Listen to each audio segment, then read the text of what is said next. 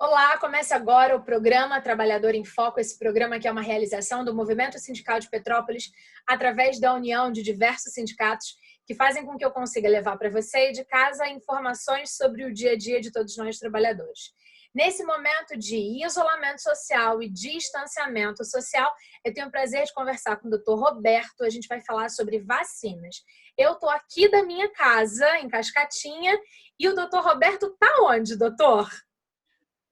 Boa noite, meu nome é Roberto Aldi, eu estou no Retiro. Está no Retiro. A vantagem da tecnologia é essa, né? Por conta dessa pandemia, eu tive que me acostumar com esse novo formato de trabalho, né, do home office, de gravar de casa. Já entrevistei pessoas daqui de Petrópolis, de Brasília, do Rio de Janeiro, e aí a gente vai na tentativa de produzir conteúdo de qualidade para o nosso telespectador lá de casa. Doutor, queria que rapidamente o senhor explicasse para o nosso telespectador por que o senhor é o meu entrevistado de hoje para falar sobre vacinas. Bom, eu sou médico, sou pediatra e trabalho com imunização, trabalho com vacina. Eu tenho uma clínica aqui na cidade, a Vacine, que fica no Shopping Pedro II. E eu trabalho já há muito tempo com imunização, então assim, é um assunto que eu gosto muito de conversar sobre vacinas e estou à disposição para você, o que você precisar. Maravilha. Então vamos começar pelo básico. Afinal de contas, o que são as vacinas? Bom, na verdade, a vacina é quando eu injeto ou dou por via oral um antígeno, né? A gente chama de antígeno, né? Que pode ser ou morto ou atenuado, que ele vai ser inserido no nosso corpo e vai produzir anticorpos contra uma determinada doença. O antígeno seria um fragmentozinho de um vírus, um fragmentozinho de uma bactéria, que, falando de uma forma bem resumida, né? Sim, para a gente no que teu é organismo, público geral exatamente, entender. exatamente, que no seu organismo ele vai produzir anticorpo contra aquela patologia, contra aquela doença. Seria isso, de uma forma Maravilha. bem resumida. Exatamente. Então a gente coloca um pedacinho do vírus para o nosso corpo conhecer aquele É, vírus, exatamente. A conhecer gente e chama isso de identificar. antígeno. Exatamente. A gente chama isso de antígeno. Antígeno. Maravilha. Quando foi a primeira vacina criada na história da medicina? Olha, isso já tem tempo, hein? A primeira vacina foi em 1798, tem mais de 2 séculos isso. Quem desenvolveu foi um médico, Newton Genes, que é o pai da imunização. Ele percebeu que as pessoas que lidavam com o gado, que cuidavam do gado, ordenhavam as vacas, eles não tinham, ou tinham uma forma muito branda da varíola, porque o gado ele tem uma doença muito parecida com a varíola. E ele observou que essas pessoas não tinham a varíola na forma mais exuberante. Daí ele começou a desenvolver técnicas e desenvolveu uma vacina que eu estou falando coisa que aconteceu há mais de 200 anos, né? Uhum. E ele ajudou muito na erradicação da varíola. Evidentemente que surgiram novas vacinas mais para frente, mas ele foi considerado o pai da imunização, né? Muito legal a gente entender um pouco da história para poder entender a questão da importância, né? Então, em via de regra, as vacinas funcionam no nosso corpo, nos apresentando esses vírus para que a gente esteja razoavelmente preparado caso a gente tenha contato com esse vírus. É isso? É isso daí, é isso daí. De uma forma bem simples, seria mais ou menos isso. Quando a gente toma uma vacina, significa que a gente não vai ter aquela doença depois? Ou que ela pode vir mais branda? Bom, aí a gente vai entrar num outro mundo. Na verdade, o que acontece? A ideia da vacina é você não ter a doença. Tá? Certo. Você tomou a vacina para você não produzir a doença. Agora, 100% de imunização, isso não existe em nada. Né? A gente não tem. 100% é um número muito mágico, que é um número difícil de ser alcançado. Uhum. Algumas vacinas têm percentuais bem altos, chega de 98%, 95% de proteção, mas proteção geral, isso não existe em nada, né? Nem com remédio a gente tem esse tipo nem com remédio, nem com nada, esse tipo de proteção. É Mas verdade. assim, a vacina ela mudou a dinâmica das coisas, né? A vacina ela conseguiu mudar coisas impressionantes no mundo, né? Depois que a vacina começou a ser feita, A gente hoje tem situações que a gente conseguiu praticamente erradicar a varíola, por exemplo, que foi a primeira moléstia que você conseguiu erradicar e foi através da vacina. Então, assim, 100% de proteção a gente não tem nada. Mas, assim, a gente tem proteções que beiram a casa dos 95%, 96%, 97%. Maravilha. Uma coisa que a gente ouve falar popularmente e que eu queria que você me explicasse é quem não pode tomar vacina. Parece que existe um grupo de pessoas que não podem tomar, salvo engano, os alérgicos a ovo. É isso mesmo? Bom, isso é uma coisa extremamente complicada, porque o que acontece? Não é toda vacina que é feita com ovo. Algumas têm ovo, outras não. Tá? Outras que não é que tem ovo na forma que a vacina é feita, por exemplo. Mas também não quer dizer que ele não possa, mesmo sendo alérgico. Tá? É uma coisa um pouco complicada de explicar. Por exemplo, é caso a desculpa, caso? não ouvi. É caso a caso, você tem que analisar caso a caso. Uma pessoa que realmente... Porque alergia a ovo também não é uma coisa muito comum, para a gente poder explicitar isso. Por exemplo, a vacina hoje, a vacina de gripe, a gente praticamente faz em todo mundo. E ela é feita com ovo. Você tendo cuidado, fazendo num ambiente, ou se for fazendo um médico próximo, ou com profissionais que são capazes de reverter uma anafilaxia, você até poderia fazer. Entendeu? Então, assim, agora tem outras que não pode. Isso é uma coisa que tem que ser muito avaliada caso a caso. Lembrando que não é só o ovo, existem outras substâncias que podem dar alergia. Enfim, de uma forma em geral, toda vacina que você aplica, você necessitaria de ter um...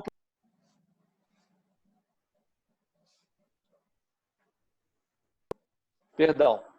Que tem a capacidade de reverter um processo infeccioso. Então, é uma coisa que pode acontecer, entendeu? Você ter essa situação, uma alergia, um processo alérgico possa ter que ser revertido por um profissional que tenha a capacidade na hora de reverter isso. Ótimo, maravilha. O telefone tocou aqui. Já voltou, não tem problema nenhum, não. Já voltamos, já estamos ouvindo, já estamos nos vendo novamente. Entendi essa questão. Por que eu perguntei dessa questão de quem não pode tomar vacina? Porque já venho conversando com o senhor há algum tempo, não tínhamos nos falado no Trabalhador em Foco. Foi tudo bem? Tá tudo bem aqui, a imagem tá ótima, do lado de cá. Não, o problema não é esse, Carla, é que o meu telefone está tocando aqui, aí atrapalhou um pouco aqui nossa conversa. Tá. Agora podemos continuar? Podemos. Eu estou com medo dele tocar outra vez. Sem problema. Aí, a questão eu perguntei a questão da gente, quem não podia tomar vacina, porque já nos falamos antes, e uma questão muito importante é que parece que existe um movimento anti-vacina que está crescendo em alguns lugares. E eu queria entender um pouquinho de onde vem esse fundamento, por que as pessoas estão fazendo isso. É engraçado, né? O movimento anti-vacina. Eu queria saber se agora, nesse momento, tem alguém realmente que é anti-vacina. Isso é um movimento que já existe. Porque está todo mundo atrás de uma vacina para coronavírus, né? Então, enfim, nesse momento, eu queria saber aonde estão os anti-vacina, né? É um movimento que já existe já há algum tempo, tá? Ele é um movimento que tem muito mais força na Europa e nos Estados Unidos. Aqui no Brasil, a gente não tem esse movimento com tanta intensidade, mas ele existe. E existem vários fatores que envolvem o antivacinismo, problemas filosóficos, enfim, são vários motivos que levam uma pessoa a não querer se vacinar. Mas, assim, na verdade, é um movimento que, no fundo, não tem fundamento nem base nenhuma na ciência. É um puro achismo que, enfim, complicado, né? Da gente poder... É um momento que, sinceramente, eu não gosto nem de falar sobre antivacina, porque é um movimento que nesse momento, você não vê ninguém que é antivacina. Todo mundo quer a vacina de qualquer maneira. Tá? Então, assim, ele não tem embasamento em ciência absolutamente nenhum. São pessoas que desconhecem a fundo o que significa a vacina, e existem vários motivos que explicam isso. Até a falta da doença, de você não ver determinadas coisas, gerou o antivacinismo, entendeu? Hoje em dia, eu acho que o antivacinismo é um movimento que que assim, essa situação que nós estamos vivendo, que eu acho que vai ajudar a cair mais por terra o movimento antivacina. Ótimo. É porque eu conheço, em especial, algumas pessoas que são contra Existem várias. a utilização, mas Existem eu várias conheço no meu pessoas. círculo, assim. Isso sempre me assustou tanto que por isso que eu também quis propor a fala de algum especialista para dizer assim, isso é um absurdo e nesse momento, então, a gente consegue perceber a falta que faz uma vacina, né? Antes da gente falar da questão de coronavírus, de Covid-19, queria que você explicasse para a gente também, assim, quais são as vacinas mais importantes na infância, adolescência, vida adulta e terceira idade? Porque a gente está muito acostumado a ouvir que tem aquela carteirinha de vacinação que você tem que seguir Sim. bonitinho quando a criança nasce. Mas depois todo mundo vai ficando meio que relapso. Esse é um problema de quando você não vê a doença. Você não está vendo o que está acontecendo, doenças que depois que você praticamente não via e você volta a ver. Então, como as pessoas, isso explica por que às vezes as pessoas não vão fazer a vacina. Talvez não seja nem um antivacinismo como a essência da palavra. É que a pessoa que está vendo uma coisa muito distante, que ela não faz parte do dia a dia dela. Ele não vê o sarampo, por exemplo, e aí ele não faz a vacina, ele não vê o problema. Ele só vê o problema quando a doença aparece. Quando você começa a ver casos, quando você sabe, você vê na imprensa que uma criança de 6 meses morreu com sarampo, que você vê que uma mãe passou sarampo com um filho e a criança morre, você vê um adulto com sarampo que precisou ser internado.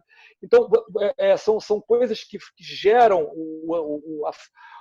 a não vacinação, a negligência em relação à caderneta de vacina. Negligência, essa é a palavra. Negligência. Então, mas o que acontece? Dizer para você hoje qual é a vacina mais importante, por exemplo, na infância, eu fico temeroso de dizer qual a mais importante. Eu acho que todo o calendário de vacina é super importante. Hoje a gente tem praticamente, dentro da infância, 3 calendários. O calendário do Programa Nacional de Imunização, o calendário da Sociedade Brasileira de Pediatria e o calendário da Sociedade Brasileira de Imunizações. Os 2 últimos que eu falei, eles são mais completos. Não é que o nosso calendário do Programa Nacional de Imunização seja ruim. Ele é muito bom, para ser a verdade, é um dos melhores do mundo. Mas assim, a gente consegue, com outros calendários, proteger a criança para mais doenças que, infelizmente, hoje eles não estão fazendo parte do nosso calendário do Programa Nacional de Imunizações. Mas, na verdade, quando a gente fala de doença, o ideal é que a gente se proteja para tudo que a gente pode, dentro do calendário. Certo. Começando com a BCG e vai a todas as vacinas da primeira infância, que são várias, né? Difteria, tétano, coqueluche, sarampo, antipneumocócica, contra o meningococo, contra a catapora, enfim, hepatite A, hepatite B. Você tem um leque muito grande de opções em termos de vacina, que é muito maior do que você, por exemplo, tomou quando você era criança e que eu tomei quando era criança, entendeu? Então, cada dia que passa, a gente tem mais opções de vacina e isso é uma coisa muito boa, porque você consegue imunizar melhor as crianças e consegue diminuir a chance de ter doença, né?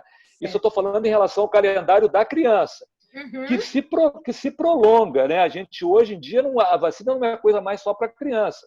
A gente tem que lembrar que o adolescente é super importante a vacinação contra o HPV, que é uma vacina muito importante para a faixa etária. Meu filho lembrando que a difteria, exatamente, lembrando que a difteria, o tétano e a coqueluche têm que fazer parte da vacinação do adolescente. Lembrando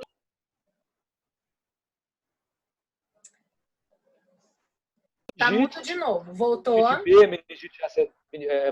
meningites, de uma forma geral, que a gente também tem que fazer para o adolescente. Enfim, para o adolescente, a gente colocaria essas como importância, né? Porque ainda tem outras. O que tem que fazer? Se você não completou o calendário na infância, ele tem que ser completado na adolescência. E por aí vai o nosso leque de opções. Quando a gente chega na fase adulta, as pessoas também têm que tomar vacina. Lembrando que vacina contra difteria, tétano e coqueluche, ela tem que ser repetida a cada 10 anos. Lembrando que a gestante ela precisa vacinar a vacina contra a coqueluche para não passar a coqueluche para o bebê. Então, são vacinas que são importantes na fase adulta. Tá? Lembrar que a hepatite A e a hepatite B, se não foi feita na infância, precisa ser feita na idade adulta. Lembrando que a vacina do HPV, se não foi feita na adolescência, tem que ser feita na fase adulta, e por aí vai. Quando a gente fala da vacinação do idoso, é muito bom lembrar que o idoso precisa se proteger muito bem protegido contra a doença pneumocócica, contra o herpes zoster, que é uma doença tenebrosa em termos de qualidade de vida, porque ela é uma doença que dá uma lesão, principalmente entre os músculos intercostais ou em face, mas é uma doença que dá muita dor, muita dor. Então, são vacinas que a gente precisa lembrar que o idoso, as pessoas com mais de 50 anos, não é idoso, né? Essas vacinas estão liberadas para maiores de 50 anos, precisam ser feitas, um programa bem feito contra a doença pneumocócica, uma vacinação bem feita contra o herpes, lembrando que ele também tem que repetir a vacina contra a difteria, tétano e coqueluche, e lembrando, se ficou faltando alguma vacina ou alguma doença que ele não tomou na infância ou na adolescência ou na fase adulta, ele tem que fazer também como idoso. Então, esse é só um apanhado rápido para poder falar que todas as vacinas são importantes. E olha que eu não estou falando nem da vacina da gripe, que nesse momento é super importante em todas as faixas etárias. A partir de 6 meses de idade, a vacina da gripe pode ser feita em qualquer pessoa. Lembrando que, nesse momento que a gente vive hoje, a vacinação contra a gripe ela é fundamental, é muito importante, porque o coronavírus é uma doença que ele tem uma característica muito próxima com a gripe. Então, são doenças que parecem. Então, é importante você, pelo menos, tirar a gripe, o H1N1, do seu diagnóstico diferencial. Então, é muito importante, na medida do possível, as pessoas estarem vacinadas contra a gripe. Muito legal. Acho que esse panorama é muito importante para a gente conseguir se situar na questão da vacinação. Entender que a vacina não é coisa de criança e idoso, é uma coisa para toda a população, de todas as faixas etárias, e que em diferentes momentos, né? Então, assim, a criança... É isso aí. Vacinas específicas, o adolescente tem outros, a mulher que vai gerar tem outras, exatamente, a mulher que não gerou, o homem, e aí a gente só percebe que o processo da vacina, a vacina em si, teve uma evolução e que está salvando vida todos os dias. Isso é fundamental, né? Assim, o que as vacinas salvam de vidas é uma coisa monstruosa, tá? É uma coisa absurdamente alta. O que a vacina mudou? A vacina é considerada uma das melhores invenções da humanidade, entendeu? É uma situação que nada se compara à vacina em termos de diminuir a doença. Não tem nada que se compare à vacina. Ela realmente mudou os paradigmas da sociedade em relação à doença, principalmente com as doenças imunopreveníveis, né? Tanto é que nós estamos vivendo essa situação e a gente precisa rapidamente de uma vacina na medida do possível. No decorrer dessa semana, lembrando que essa gravação está sendo realizada, hoje é terça-feira, dia 21 de abril, agora são 18 horas e 46 minutos, nós estamos aqui trabalhando e em breve esse programa vai estar sendo veiculado. E eu tive o prazer de conversar com a doutora Ana Lisa, que é reumatologista, e a gente estava falando da questão do consumo da cloroquina e hidroxicloroquina, falando que é importante prescrição médica para a utilização de qualquer medicamento. E no contexto da nossa conversa, uma das coisas que ela falou é que o uso de medicamentos, como cloroquina, hidroxicloroquina e tantos outros, ele não previne para o coronavírus. Não. E aí a gente pode pensar uma coisa muito interessante, né? Há um consumo e uma procura por esses remédios que ainda não estão comprovados, especificamente para o Covid-19, mas ao mesmo tempo as pessoas às vezes são negligentes, como você falou antes, com a vacina, que é o único processo seguro de prevenção para uma doença? Sim. Sim, assim, por isso que é importante as pessoas estarem com o seu calendário vacinal em dia, com todas as vacinas em dia, para você evitar sustos. Para você não ser pego, putz, peguei sarampo, putz, tétano, uma coisa que a gente tem vacina facilmente encontrável, entendeu? Então, assim, é super importante você estar perguntando para o seu médico, você tá procurando seguir o seu calendário de vacina, procurar manter esse calendário em dia, para você não tomar sustos. Porque essas coisas, a doença é uma coisa que acontece. Então, se as vacinas não estiverem em dia, você tem chance de pegar uma doença, inclusive podendo até ir a óbito, de uma doença que é imunoprevenível, que você teria a chance de se prevenir. Então, assim, eu vejo as vacinas de uma importância fundamental. Então, assim, é muito importante você estar com o seu calendário em dia para evitar coisas simples, coisas que são básicas, coisas que não deveriam nem a gente estar pensando nisso em pleno 2020, por exemplo, a gente ficar Verdade. preocupado com sarampo, que é uma doença que a gente já conseguiu erradicar aqui no Brasil. A gente conseguiu ficar livre do sarampo durante muito tempo e ele foi reintroduzido de novo, porque as pessoas não estavam com seus calendários em dia. Porque se todo mundo tivesse com seu calendário em dia, ela não ia reintroduzir no Brasil. Então, assim, a gente precisa estar, a sociedade, a população precisa fazer a sua parte. Elas precisam estar com o seu calendário em dia, para evitar coisas que são imunopreveníveis. A gente, agora há pouco tempo, a gente teve um surto absurdo de febre amarela, uma doença que a gente já convive com ela há séculos, vamos dizer assim. É uma coisa que não é nada novo. E a gente tem uma vacina disponível e a gente tem uma população que não está protegida. Então, a gente precisa, as pessoas precisam entender que vacina é super importante para a sua proteção individual e para a proteção coletiva, porque isso também acontece. Existem, como você mesmo disse, existem pessoas que não vão poder tomar vacina. Mas a gente chama de proteção de rebanho quando um percentual da população está protegido e evita que essa pessoa que não pode tomar a vacina, se proteja também. Então, a vacina, além de ser uma proteção individual, ela também é uma proteção coletiva. Você consegue proteger a coletividade através do seu ato de se vacinar. Maravilha. Isso é uma coisa muito, muito interessante. A gente está chegando nos minutos finais do programa, por incrível que pareça, porque conversa boa é assim, a gente passa muito conteúdo e aí tem quantidade do que falar, tem o que produzir, o que discutir. E aí, nesse contexto, eu queria que você me explicasse rapidamente, assim, estamos vivendo um momento de pandemia, estamos vivendo em isolamento social, em distanciamento social, e o que todo mundo queria nesse momento era a vacina contra o coronavírus, a Covid-19. Quanto tempo, em média, é necessário para que os estudos se tornem uma coisa real e que essa coisa real se torne uma vacina para ser produzida e aplicada em larga escala na população mundial, doutor? Porque a minha grande preocupação enquanto jornalista, e quando eu estava pensando nesse programa, é que as pessoas acham que vai ser daqui a 3 dias. E eu acho que não é bem assim. E eu queria que o senhor me explicasse a partir do seu conhecimento e de tudo que o senhor viu no âmbito da vacina para a gente poder entender um pouco melhor. Bom, para a gente produzir, para a gente começar a fazer uma vacina, para ela sair do zero, é um processo difícil, complicado, longo e demorado.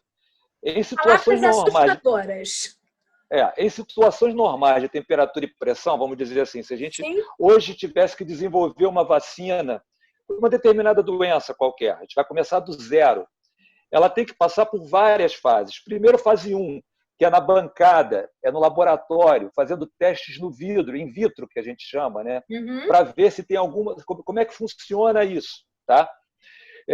Isso tem um tempo de demora e você joga com acerto e erro. Tá? Depois você vai passar para a fase de você fazer testes em cobaias, tá? Em ratos, em camundongos, enfim, em algum ser vivo para você poder saber se a vacina vai funcionar. E aí você também vai demandar tempo. E depois disso, você vai passar para a fase que você vai testar em humanos. Você começa testando com um grupo X de humanos, um número X, e você vai ter que passar para um número maior de humanos, para você poder validar essa vacina. Isso é na casa dos milhares, tá, de pessoas. A fase 4, na casa dos milhares. Para você poder depois testar se essas vacinas tiveram reações adversas, se ela efetivamente protegeu a pessoa, se ela produziu anticorpo na maneira que você gostaria. Então, é um processo longo e demorado, não é uma coisa simples.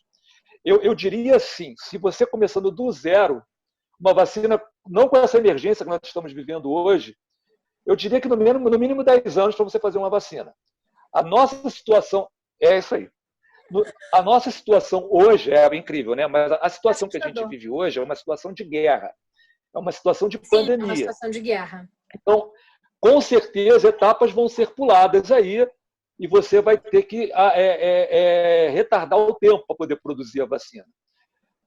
o mundo inteiro está numa caça, numa procura por uma substância, uma vacina que consiga proteger as pessoas contra o coronavírus. Para você ter uma ideia, eu acredito que devam ter mais de 20 laboratórios pesquisando isso. E isso em várias fases.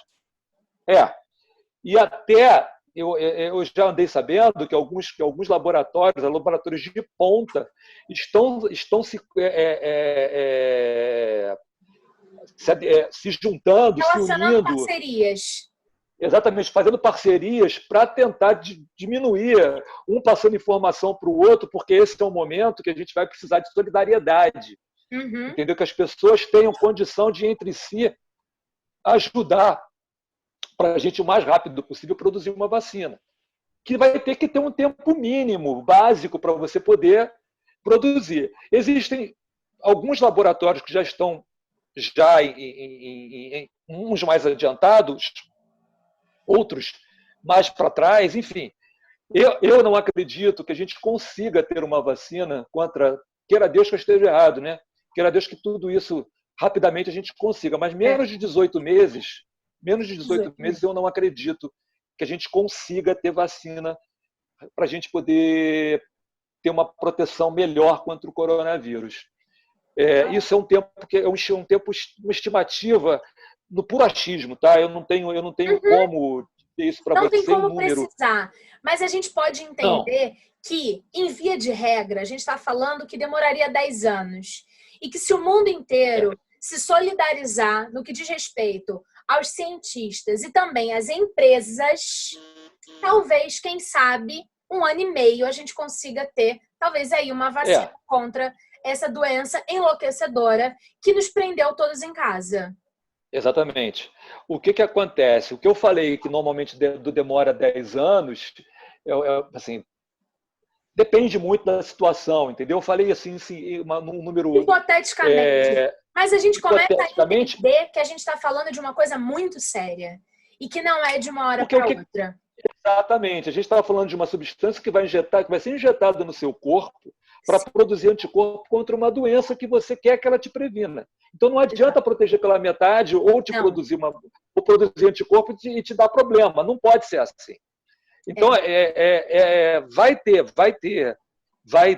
o homem tem capacidade, assim, a ciência hoje, você vê que rapidamente conseguiu se isolar o vírus. O primeiro passo para você produzir uma vacina é você isolar esse vírus. Certo. Esse vírus já foi isolado, e rapidamente. Sim. Na China, eu não me lembro quando começou isso, em novembro do ano passado, se eu não me engano, em dezembro já tinham isolado o vírus, coisa surpreendentemente rápida.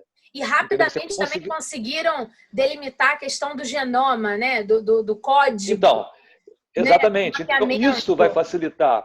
Isso facilita. E os estudos estão avançados.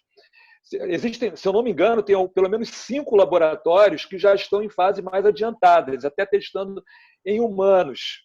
Certo. Mas, assim, a gente está falando primeiro em produzir uma vacina, em se descobrir uma vacina. E depois a gente não pode esquecer que tem que produzir a vacina. Produção em escala mundial. A população do mundo está na casa dos 6 bilhões de pessoas.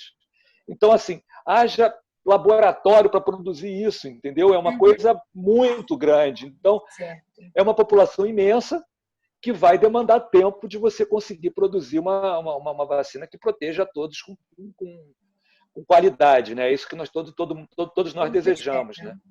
Tá ótimo, doutor. Muitíssimo agradecida pelo seu tempo, por ter compartilhado conosco o seu conhecimento. Espero que o nosso telespectador tenha entendido a importância de fazer o dever de casa da carteirinha de vacinação desde sempre.